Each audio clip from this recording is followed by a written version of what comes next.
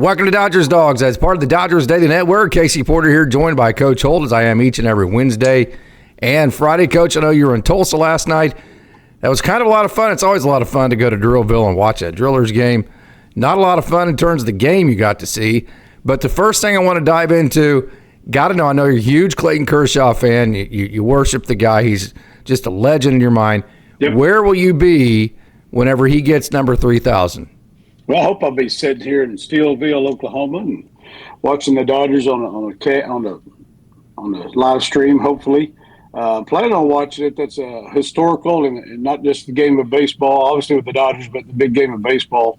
You probably have that number in front of me. I know there's not a whole lot of guys that reach the 3,000 plateau, so it's a big deal. It's kind of like 500 home runs for hitters. You know, there's just certain plateaus that put you in another stratosphere. Where we know Clayton's been for a long time.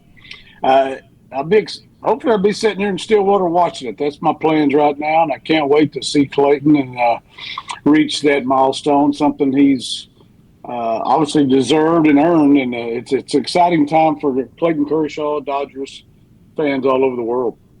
Coach, what were your impressions of Tulsa last night? We'll get into the Tulsa. We'll get into the L.A. game quite a bit here in a minute, but wanted to pick your thoughts the second time you've been to Tulsa this year. I know it's a lot of fun to go there, so just kind of your overall thoughts of what you saw there.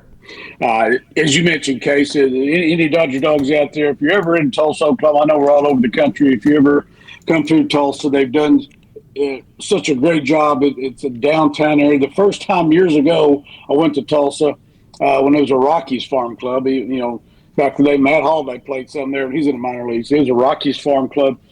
It was kind of like Bricktown, Oklahoma City used to be, Case. There's nothing around it. It's kind of a scary place, actually. You got this nice ballpark and just darkness around it. Well, they've done such a great job now. It's in the Greenwood District, which is historical in our country, in Tulsa, the Black Wall Street area, and they've got museums and restaurants, more restaurants going up, more hotels, and more business. It's a beautiful backdrop of Tulsa with the One Oak Ballpark that the Dodgers and the Tulsa Drill organization do great. Of course, they're doing fireworks tonight, or last night, tonight, and tomorrow night. Great fireworks show after the game. Unfortunately, wasn't a whole lot of fireworks during the game for the Drillers. Had some beautiful powder blue tops on though. I wish I'd have grabbed me one of them little babies. But those went back to the old the fairgrounds days when they were the affiliates of the Rangers. Those were sweet. Yeah, the Texas Rangers back in the old fairgrounds, Driller Park as they called it back in the day. So a lot of fun times. Minor league baseball has been very big in Tulsa forever. It goes back all the way. They were the farm club, the Cardinals. This is a big Cardinals area here. Has been historically before the Rangers come along, and the Royals actually.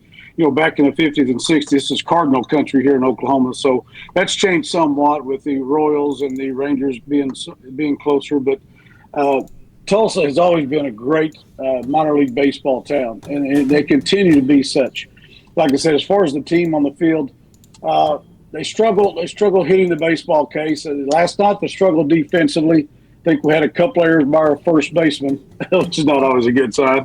A couple of errors there. Could have had 3 errors actually, but yeah, there's a picture, Case. That's a great venue there. We had my brother-in-law scored some seats right behind home plate there, so that's the best seat I've ever sat in. Is in the shade and. Had some chicken strips. I mean, watching chicken strips are good. Oh, they're good. They're very good. Shared it with the wife, so I wouldn't get too fat. He fatter than I already am. So, but that's a great venue there. Like I said, they struggled offensively. Case they got beat 7-1 last night. It's been a struggle for them, I think. I know the second half just started, so that's a good thing about this league. The second half has started, so the Drillers get a fresh start. So. We'll see how it goes, but starting pitcher, Neek, I think is his name. He got taken out 1 2/3 innings. 1 2/3 innings, all he went. He had good velocity. He's 94, 95 Case. I mean, he had good pop. He looked good, but, he got hit around a little bit. He got hit around. He was a little bit wild and got hit a little bit. Eric Wedge pulled him in the 1 2/3 and 2 outs in the second inning. So, they knew what to do there. And the bullpen didn't do too bad after that. They still gave up 7 runs. It was it could have been more. Wichita they got 2 or 3 guys with Wichita Wind Surge who they were playing. They had 2 or 3 guys that was 17 home runs. So they had quite a. I know they had a winning record. I don't keep up with Wichita win surge very much. I think I saw our great Gene Stevenson there, Case. He walked by me. I was pretty sure it was him. You did. Yeah, I was pretty sure that was him last night. I know he's got the great history of Eric Wedge, the driller manager, played at Wichita State, Gene Stevenson. He had a Wichita Wind Surge shirt on, and I was going to stop and talk to him, but he was busy talking to other people. I didn't say anything to him, but I'm sure it was him there checking on his old pupil coaching the Drillers team. So it was a fun experience.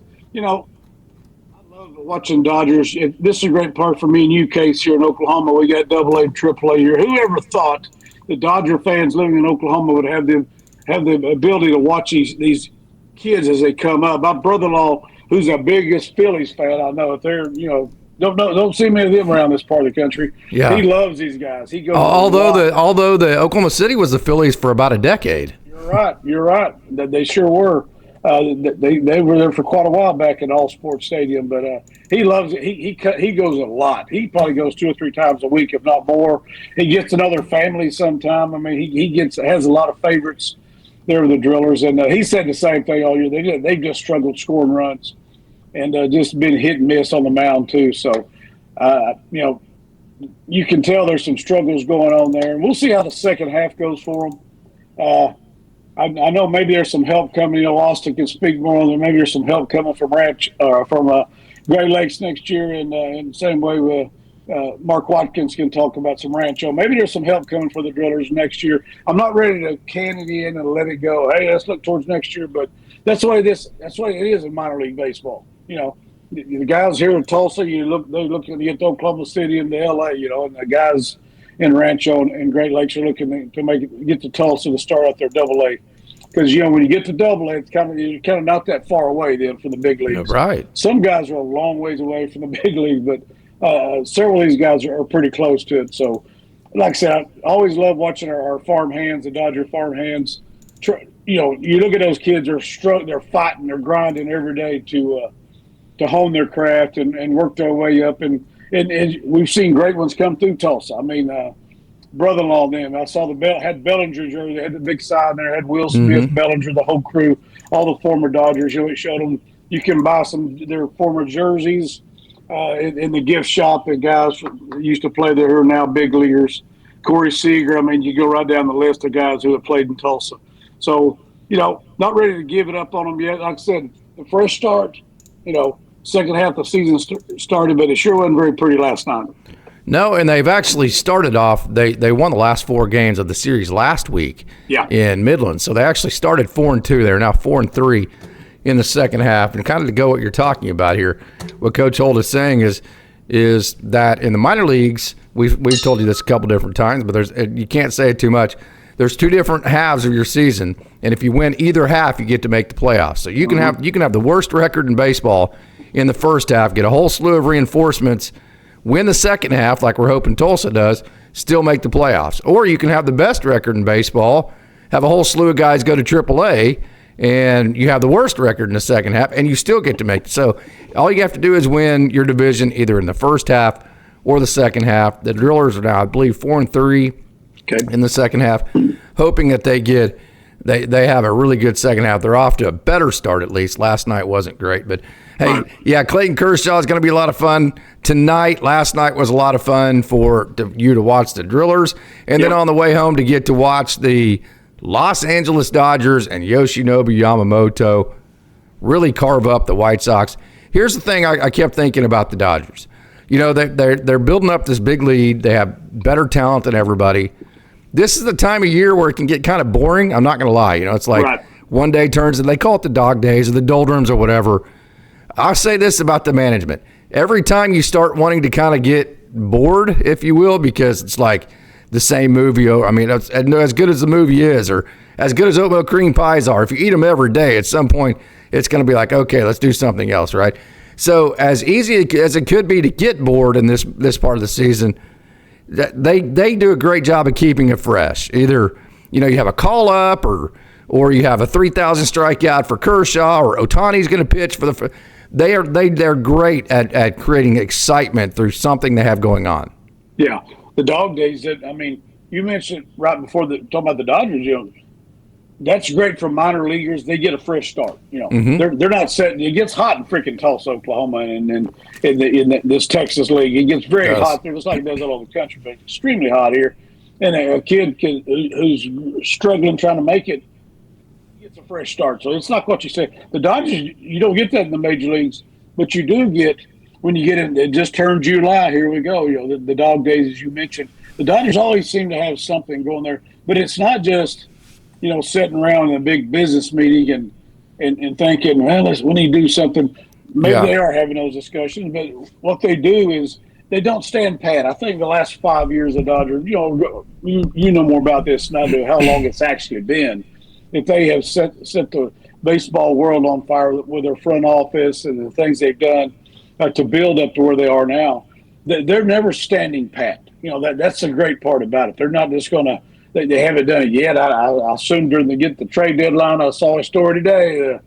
Some guy, hey, go get Seth Lugo in Kansas City. I don't know what they're going to do, if they're going to do anything. But they're going to have something with – they always do. And who doesn't want to play for the Dodgers? There's people out there that can't stand them. But if you're a Major League Baseball player or a guy who's in the major leagues, and there's a lot of great franchises in history of baseball and currently in baseball. But if you get an opportunity to go to the LA Dodgers, you got a chance. And the Dodgers do have some young, pretty good young hitters in the minor leagues, mainly in Oklahoma City. I think that they could use this some trade. So they'll do something like you said. Tonight, it's the big thing's Kershaw. You had Yamamoto pitching last night. And he had a great outing. Tonight, you got Kershaw going for 3,000. Ohtani, he looked good in Kansas City. Case. I mean, I left that game. I got to watch it. Yeah, how was that game? You were there. Yeah, I went to Kansas City Friday night. It was a great ball game for the Dodgers. Here I am again. Just settled in my seat and Ohtani leadoff home run into the fountains there in Kansas City. As you know, cool. That's a heck of a shot. Cool. To hit it in the fountains there at KC. And a lot of Dodgers fans. I will say that I'm giving up for Kansas City. A lot more Kansas City fans there. They follow their team really well. The last time I was there's more Dodger fans than there were Kansas City. There's still a lot of Dodger fans there, but KC showed up again this Friday night, fireworks, and the world champions are in town. So there's a lot of big reasons. Big crowd at Kauffman Stadium, beautiful venue, one of the great baseball stadiums in Major League Baseball. Know that fans ought, if you're in this part of the country, try to get to. But it was an outstanding game there too.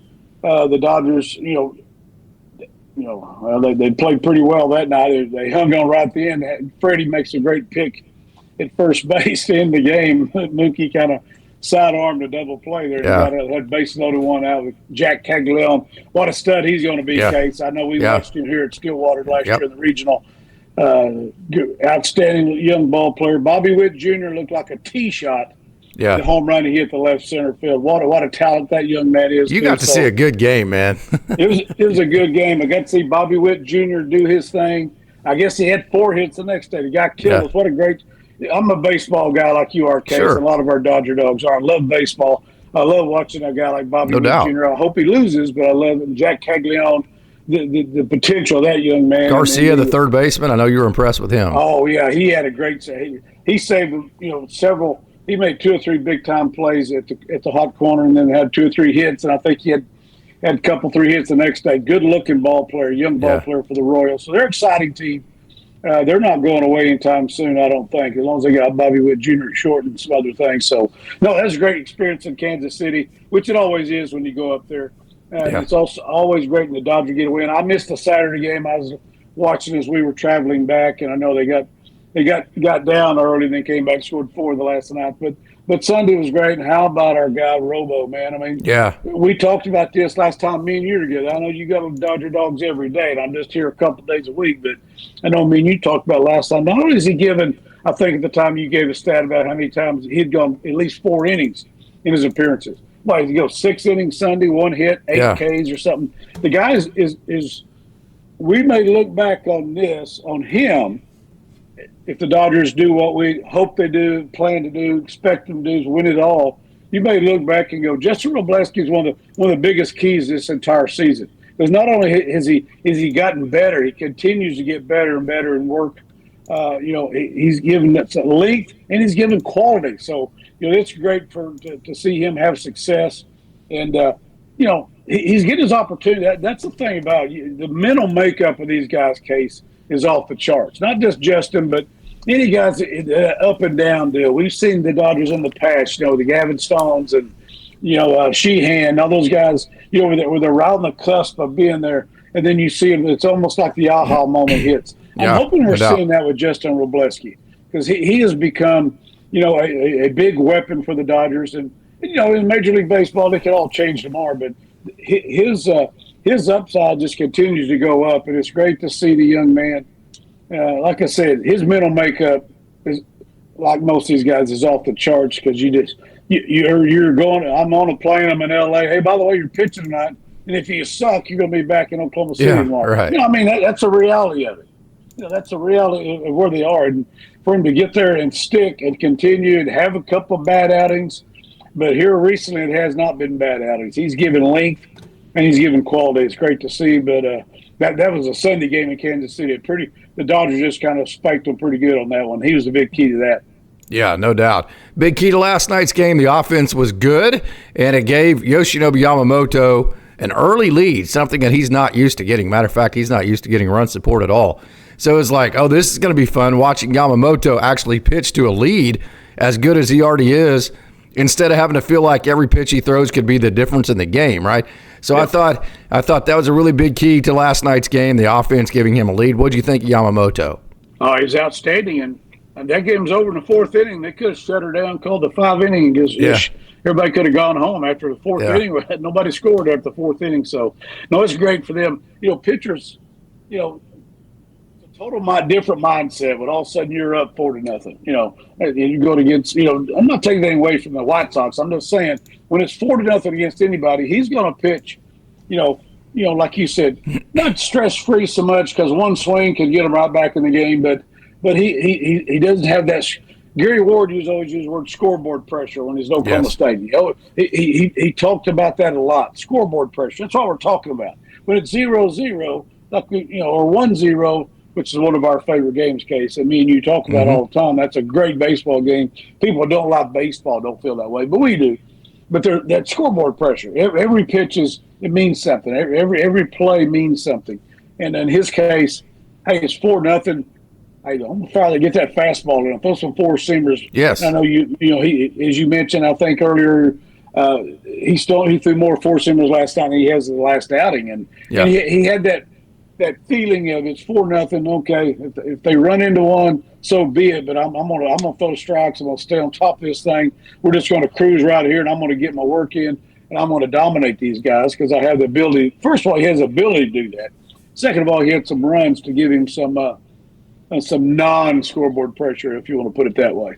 Yeah, he actually threw more four seams last time out. The last time in Colorado, he threw 11 four seams total. Last night he threw 7 in the first inning. Of course, a lot of that has to do with if you throw a lot of fastballs that ride in Colorado and they get it up in the air, it's going to be home runs. So what I really like about that is he established the fastball last night. Bigger than that, establishing that fastball just made his secondaries, especially his splitter, just play off the charts. And then that allowed him to throw a lot of strikes with his curveball. But the biggest thing I think here for Yamamoto, he's able to cater his game plan and then execute to the game plan based on the team and even the field, like Coors Field, or the difference between that and being at home last night. Very impressive. Yeah, they always talk, I don't know if that's still a thing, the ball doesn't carry at Dodger Stadium at night. That's always, historically, that's been the thing. I don't know if that's even still a thing anymore.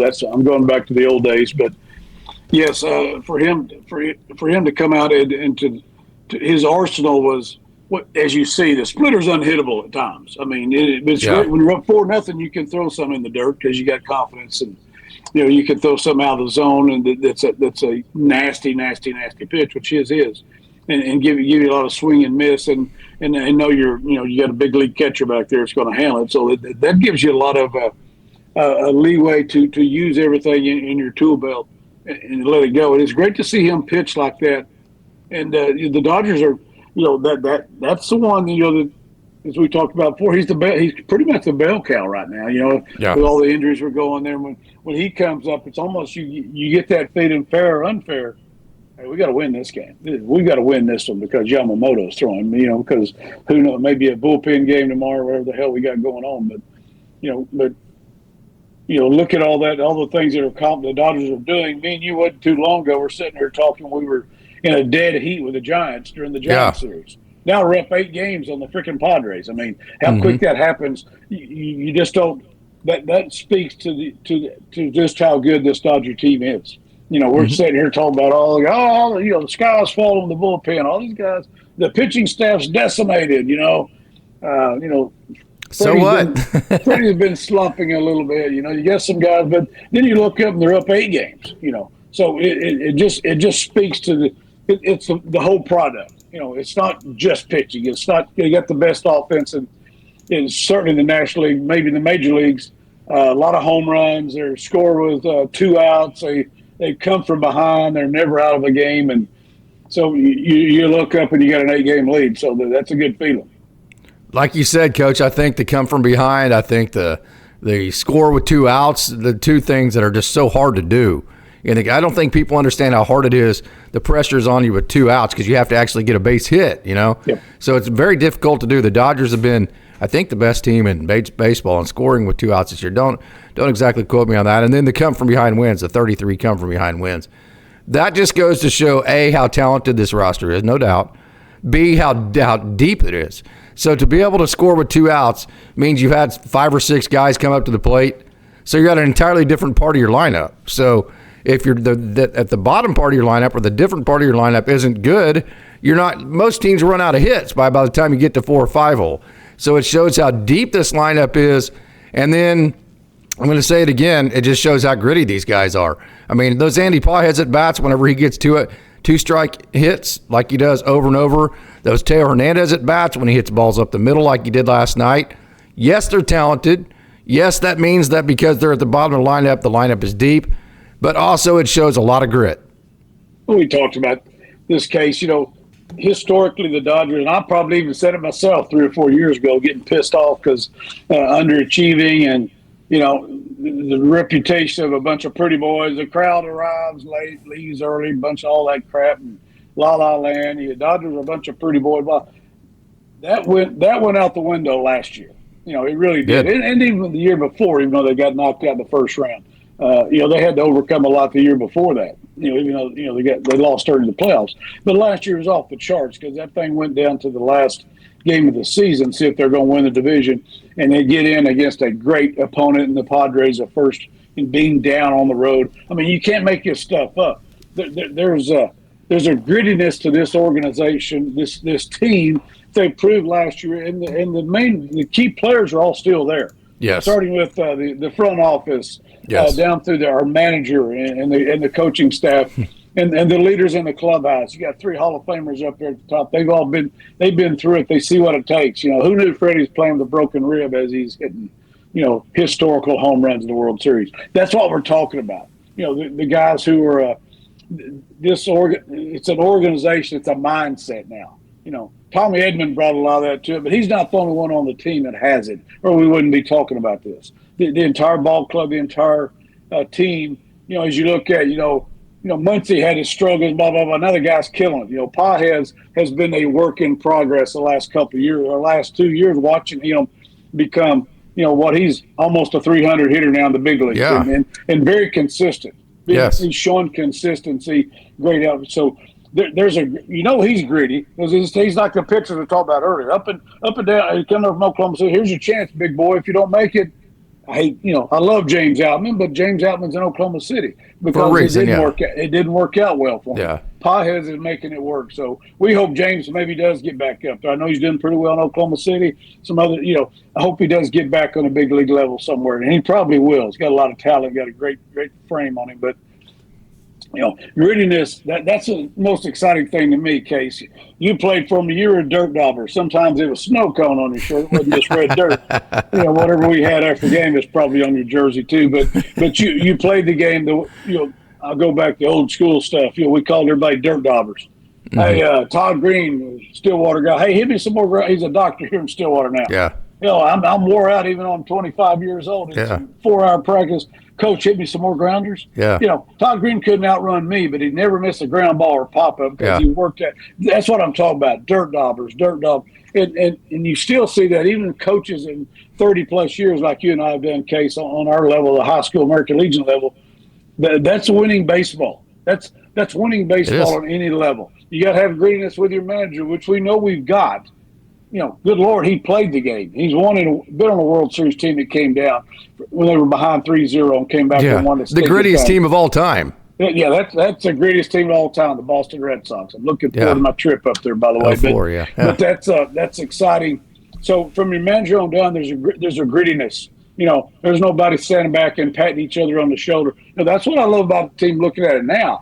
They're not sitting back patting themselves on the shoulder for winning that last year. They're probably still pissed off from 2 years ago. Yeah, when they had to, won by 14 games and then went in there and got beat the first round. So that's a failure makes a lot of that grittiness. These guys, baseball we know is a game of failure, and how you perform is how you handle failure. And this is the only sport in the world like this. That's why we all love it. Nobody dominates it. Nobody wins every game. It's how you handle failure. You get knocked on your ass, you stay in the dirt, or you get back up, dust yourself off, and go. The Dodgers do that as an organization from the top down. They do that as an organization of dust themselves off. 2 years ago sucked ass. Okay, last year didn't, and we're hoping this year doesn't either. So there's a grinding. It's grindy. All those pretty off front office guys we got in 3-piece suits are also pretty dadgum gritty too, and they got some grind to them too, or they wouldn't be doing what they're doing. Make tough decisions, show a lot of heart, a lot of toughness to make those tough decisions. But doing what's best for the ball club every day you wake up in the morning. That's what you see with the Dodgers from the front office on down to the towel boys and the clubhouse guys. Everybody's all in. Everybody's tougher than hell, and you can tell. And this is the time when it shows. Yep. This is when you go from a tied to the division to you're up 8. This is, everybody can be pretty in April and the weather's nice and everybody's pretty. This is the dog days. It's kind of like the weight room. It shows character. It doesn't build character. It shows character. It's the same thing here. The dog days of summer don't build character. It shows character, and the Dodgers are loaded with it. Yep. Dalton Rushing, super gritty. Miguel Rojas, super gritty. Kike Hernandez, super gritty. Max Muncy, super gritty. Mookie Betts, off the charts gritty, right? Tommy Edman, off the charts gritty. Freddie Freeman, just unbelievably gritty. Andy Pajes, super gritty. Teo Hernandez, super gritty. Shohei Ohtani, I think, is so talented that he doesn't have to always be gritty. I mean, sometimes you can just be so good that you're just so freaking good. That's just all that matters, right? Clean uniform kicking their ass. No doubt. Dave Roberts, incredibly gritty. We know Billy Gasparino here at Oklahoma State because he's in the Hall of Fame. I promise you, he's one of the grittiest ball players I have ever seen watch. He wasn't all that talented, but he was way grittier than he was very talented. Don't get me wrong, but his grit was completely off the charts. Dave Roberts, off the charts grit. And then in the offseason, Andrew Friedman made a real big statement that, hey, we're not standing pat, going to kind of what you're saying. So if you're not going to be gritty and dig in, you're not going to be a freaking part of this team. And he made a real clear statement with that. And I think this team has followed that lead. And then I think there's been a couple of times throughout the season, the last time a couple of weeks ago I mentioned after that game that Yamamoto lost, where Dave kind of went off a little bit going, hey, man, if I give you the ball, you got to take the damn ball. I mean, whoever's turn it is, you got to do your job. Or the Dodgers, we got to win. So I think that the front office did a good job setting a nice tone. Dave has kind of injected himself at the perfect times to keep that kind of vibe going. No, he stays out of the way. He manages the team. He knows the roster he's got, but he's not invisible. Like him and Schultz. Right. I got a lot of respect for Mike Schultz too. Whatever. Those guys are ready to go to Fifth City. It's okay. Sometimes it happens. In the big scheme of things. And as you mentioned, the Dodgers started that they're not standing pat. I'll go back to in recent history. I'm a big Oklahoma City Thunder fan, just won it all. Look around them now all of a sudden. The Houston Rockets go get Durant. I mean, you look around, there's nobody. That's the thing about it. The Thunder can't stand pat, and they're not. They won't because they're the best GM in basketball. They're not going to stand pat either because everybody else is going, all right, here we I'm signing Kevin Durant. Yeah. The Lakers. I've got, by the way, Houston, we're pretty good, and we're going to get Kevin Durant. That's what I'm saying. Same thing we're talking about in baseball. The world doesn't stop around the L.A. Dodgers just because they won it all last year. The Padres or because they have more talent, yes. Absolutely. Giants aren't going anywhere. Look at the Phillies. Even outside of our little bubble here with the Dodger Dogs, look at the teams that are out there. The freaking Detroit Tigers may be the best team in baseball next to the Dodgers. Who knows? They got the best starting pitcher in baseball. Who knows? I don't care about that. We'll see them in the World Series. And they were a potential seller this time last year. They had to make a decision on what they wanted to do with their pitching. Yeah, they did. I look at them. They got. AJ Hinch has proven to be a great manager. Midwest City, Oklahoma guy right there. We've all seen him. I used to have hell try to get him out in American Legion games. Trust me. He banged the trash cans, though, Coach. We're gonna catch a lot of hell for that one. Well, no. I mean, he's a hell of a manager. Well, the guy we're in Boston. I'm not letting him off the hook either. Cora was there. Alex Cora. At the same time, he was Alex Cora. Not Joey, but anyway, Alex was there at the same time. You're dating yourself there, Coach. Yeah, Alex. Is that his granddad? His granddad, anyway, whatever. Don't bring up any of Lou's either because I got Felipe, Matty, and Jesus. You're going straight to Matty, probably. Yeah, I'm going back to Matty, Lou. I'm going back to the 60s. Everybody knows how old I am, but no, Hitch has done a great job of their management. Again, the trash can stuff. That's a whole for another show. That still pisses us all off. But I'm just saying, looking at the teams, the world doesn't stop because the Dodgers won, and the Dodgers can't stop. And nobody does that in professional sports. I don't know if anybody does that. The Eagles are kicking everybody's ass. They run the football. They line up with a big 230-pound quarterback and shove his ass on fourth down, and nobody can stop it. Everybody's mad about it. But they ain't standing pat either because everybody around them's making themselves better. So the Dodgers this is the way it is in professional sports. And the Dodgers damn sure aren't standing pat. They haven't. They did in the offseason. They're not going to do it now. They won't do it at the trade deadline. They won't do it August 1, much less July 1. They got, like I said, with Kopech going on the IL, I noticed you're probably going to talk about that. It's a knee problem. Okay, they're wanting to get on top of this thing because they know how important he's been good. They know and how good he can be, how important he's going to be come October. They can't sit around here. Well, we got to keep you in there.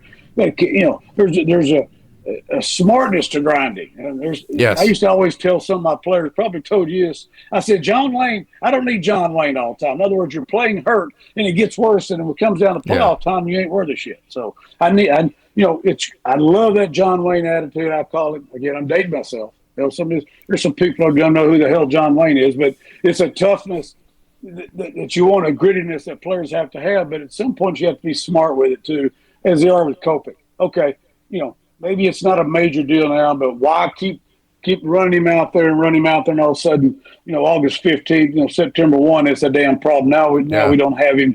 It's an issue for the playoffs. So they're doing the right thing with him. That's one example of something they're doing, planning ahead. Yep. Not standing pat. They know how important he is. So let's get Michael Kopech. Let's get that knee straightened out. Sure as hell don't want to make it worse. Yeah, that's the type of stuff you're talking about that the Dodgers are great at. The organization, about 3 or 4 years ago, I'm with you. I'm pissed off, and what the hell are we doing? We go get guys on the end. Me, I was always a guy. We'll get guys on the end of their career. We'll get Manny Ramirez when he can't hit a freaking fastball. Nomar was on the back. Don't get me started on that stuff.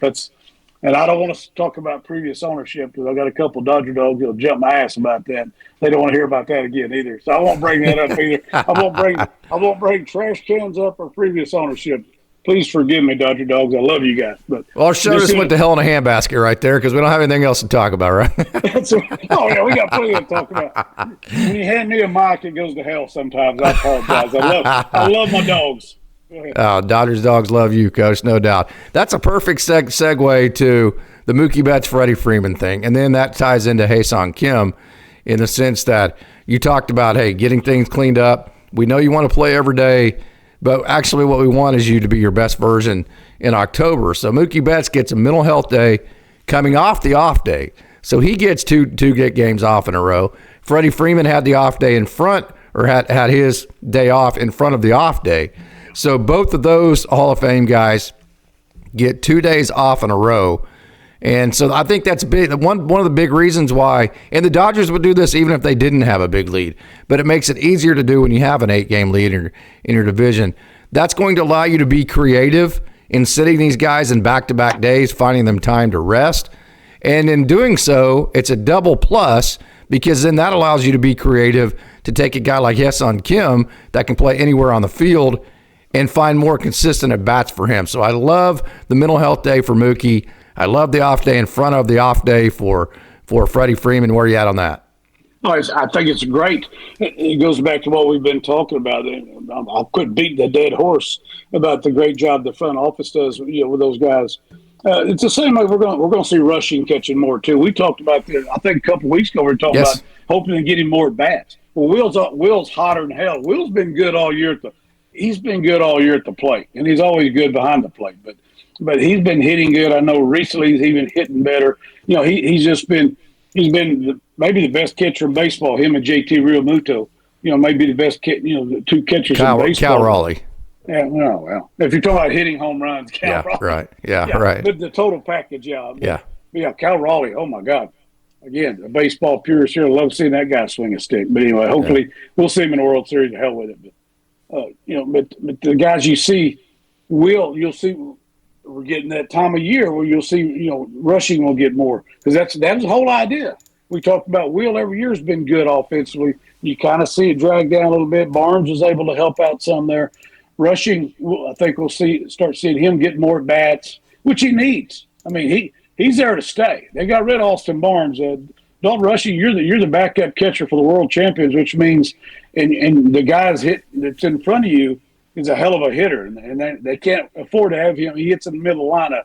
They can't afford to have him wore down. So Dalton Rushing, he's paid his dues. He's worked his way up, and he's here to stay, at least for this year. There's no doubt about it, and a credit to him for putting it in. And you look at him, you're hoping for him like a Pages deal. The more this guy plays, the better he's going to get. He's just going to develop that consistency.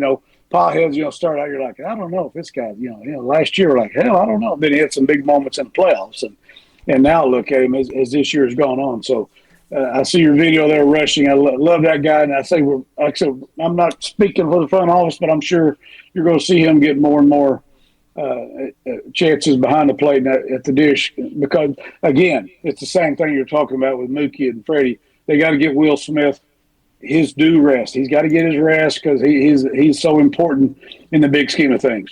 Okay, Coach, I'm going to keep it right here with you. We're just going to tackle. There wasn't a whole lot to talk about down on the farm last night, so we're going to go ahead and tackle a couple of guys right here with you with the video on. Emmett Sheehan had a struggle last night. So he had been just unbelievable. He had however many strikeouts, almost 20 strikeouts, no walks in his last couple of outings, even the one in L.A. Going back to his L.A. outing, he had 3 outings in a row. And his last outing at, where was he at? Sacramento. It was one of the greatest outings you'll ever see in 7 innings, that kind of deal. Last night was a struggle. So he kind of showed that he was human. Not necessarily don't break down his performance. I mean, it is what it is. Just from a coach's perspective, somebody who's built rosters before at several different levels, what is your take on somebody like Emmett Sheehan, who is so talented, has been so good, but he's been so injured, and he's coming back off of the IL, but yet you kind of feel like you need him in L.A., has the outing last night that's human. Where are you at with that? What makes you think there?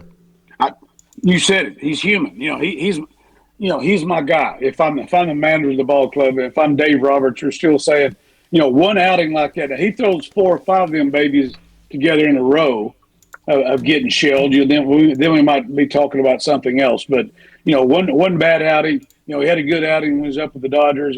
As you mentioned, he'd had some good outings with Oklahoma City before last night. So again, there's no red flags. Being run up on this guy yet. If I'm in that position, I don't know. I'm not down. Maybe they are with him. Maybe they saw something differently than than I was. I don't watch video with him and sit down and talk to young man and work with him in the bullpen like they're doing right here on the video. So, but no, one start isn't going to do that. If he's my guy, I'll pat him on the butt. Go get something to eat. Get your work in today. Take care of your arm. Take care of your body. Get ready to go for the next start. So I'm not ready to throw dirt on him yet. You're right though. He is he's that guy. He's a guy that can be a difference maker for the Dodgers moving forward, especially in October. He gets right, gets back where we know he can be because he has so much talent. Because that's the reason why nobody's giving up on him at all. Sure, I can't imagine anything, but yeah, it's a little bit. I call it a hiccup because it's one start. Yeah. Again, 3 or 4 of these babies in a row, then we're having a different conversation. Yeah, sure. Coach, I want to get you excited here. Watch this. I did this the other day. Here, right here is okay, so this is, let me back this up. Okay. This is both his fastball and his changeup. See how they come out of the exact same tunnel? So to the hitter right now, you're seeing the same pitch. And the thing about changeup is there's nothing to tell out of his hand because it comes out of the hand the exact same way. Yep. So right here, basically they're in the exact same location, okay? But then watch what happens to him here. Watch this. Look at the difference in splits in that. Is that not ridiculous? I mean, how does a hitter ever even hit a pitch like that? I mean, watch this one more time. Now, this isn't the most impressive one. So that's his fastball changeup split. Yeah. I did this one too. I actually was smart enough to circle this one. Look how well these two pitches tunneled, Coach. I mean, this is his fastball slider, okay? And they're coming out of the exact same tunnel that well. Now, watch the difference between his fastball and slider. Watch, here we go. Whoop! Look at that. I mean, my God. I mean, watch this fastball ride. Watch the slider turn left. I mean, as a hitter, you're seeing it right. How do you hit that? I mean, what do you do? Yeah, you're talking about a AAA hitter. This guy's he's one step away from the big leagues, and that's Devin Mann, by the way, who was with the Dodgers forever. Yeah, I'm down in AAA trying to work back the big leagues, and I'm seeing this guy. This is big league stuff right here out of Sheehan. This is big time big league stuff out of Sheehan. And Mann's going, oh my God, how I'm never going to get back to big leagues when I see this guy every day. That's why it's 15-0. You look at the scoreboard up. It ain't getting any better for him when he's delivering like that. No, that's what we're saying, Case. Big league stuff, big league talent. Yeah, they've got a long rope with them at Sheehan. He's not going anywhere anytime soon unless there's just something unforeseen comes up. But I mean, how do you that's what I always tell people. Hardest thing in the world. Of course, I suck at golf. I can't hit a golf ball worth of shit, but so I know that's not easy to do either. But some guys can just first time they go play golf are good at it. I promise you, there's nobody picking up a bat, walking into a AAA game and seeing them at Sheehan and hitting the damn thing. That's the hardest thing in sports to do is to hit a baseball. And like I said, nobody dominates it. That's why you're 30%, you're one of the best in the world. So it just gives you an idea. Look at that stuff you're trying to hit off this kid. Oh. This kid's trying to work himself back to major leagues. He's got an edge to him.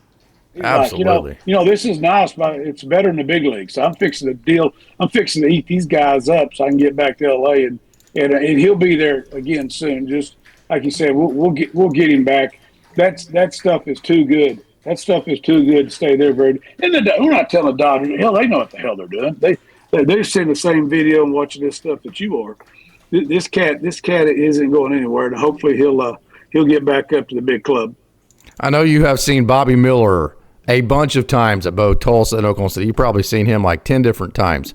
Yep. Pitch, and so I know your takeaways were always like, well, it doesn't seem like he's ever in this. As you kind of went into coach mode, like, just doesn't seem like he throws enough strikes for me. I mean, I know the stuff is great, but I'm trying to figure out how to get major league outs when he's not in the zone and he's always behind the count and that kind of stuff. That's always been your takeaway. I think that's been the big issue with him. Plus, I think he's so competitive, he kind of talks himself out of things. Last night for Oklahoma City, he came out of the bullpen, 2 2/3 innings, 2 hits, 1 run, 2 strikeouts, 1 walk. He gave up a home run. So your thoughts, A, on Bobby Miller overall, where you think he's at right now, and then B, just the I don't know if the bullpen thing's permanent or not, but the what they call the bulk inning reliever role. Do you like that for him? Yeah, I think that's something he could handle. Anytime a guy's been a starter and then you put him down, like you call it, a bulk starter role, the bulk reliever role, the guy comes in early and goes kind of what we're seeing Robo do. I think that could be something to fit for him. Again, big league body, big league arm. I'm like you. Even on our level, Case, how many times you sit in the dugout? Some days I get over the dugout, get a mouthful of seeds over there and walk around and drink my Diet Dr. Pepper because your pitcher was in a quote unquote a groove.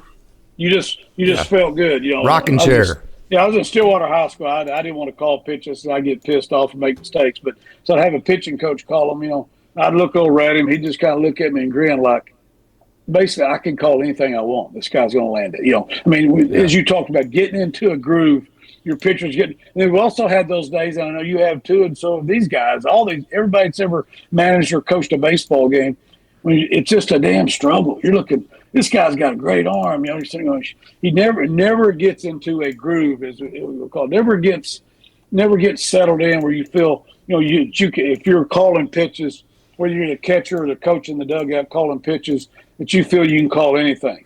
Whatever the hell I call. We had a kid one time throw a 5-inning perfect game in a freaking regional tournament, broken arrow, and this kid never touched 80 miles an hour. And I looked at Tom Patman was calling pitches. I looked at him. I said, he looks like the Godfather. This. Yeah. Pulling all the strings, the puppets, he played. I said, I just look at him. He goes, I don't know. What the hell am I going to call? It's going to be a strike, whatever I call, and it's going to have movement on it. You know what I mean? Yeah. That's a great feeling. Then you have those other guys just like, crap, You don't have anything to hang your hat on. Yeah. Yeah, that's been the Bobby Miller thing. Yes. What do you hang your hat on? Yeah, exactly. You don't have anything to hang your hat on. And so it seems like it's always an experimentation, whether it's him or whoever, whatever the reason may be, that's the guy that's important to the Dodger organization. They you want him to get right. I don't know the young man, as you mentioned, sometimes that tough, that bulldog attitude doesn't, they called Earl Hershiser bulldog because of competitive nature, but I've coached him and so have you. One of your best friends and a guy I love too, Rob Gacko, was that way. I got to where I wouldn't even tell him what the hell when he was pitching. Yeah. Because he's getting so lathered up, he couldn't throw a strike. I think that's Bobby Miller. Yeah, Coach Ward used to call it the football mentality. And Robbie was a great football player too, but getting lathered up in the bullpen, they come out and hell, they throw 8 straight balls, or 12. You're like, shit. They're 118 miles an hour, but none of them been in the zone. Exactly. So it's that football mentality sometimes. It's great to have. If you're managing a guy like that, he ain't backing down from anybody. But at some point, you got to get out with every pitch. Can't be grind. Get something to hang your hat on. Like you showed the stuff with Sheehan a while ago. Good Lord. He's got stuff he can hang his hat on. That's why he's fixed to be back in the big leagues. You just hope Bobby finds it because we love the guy.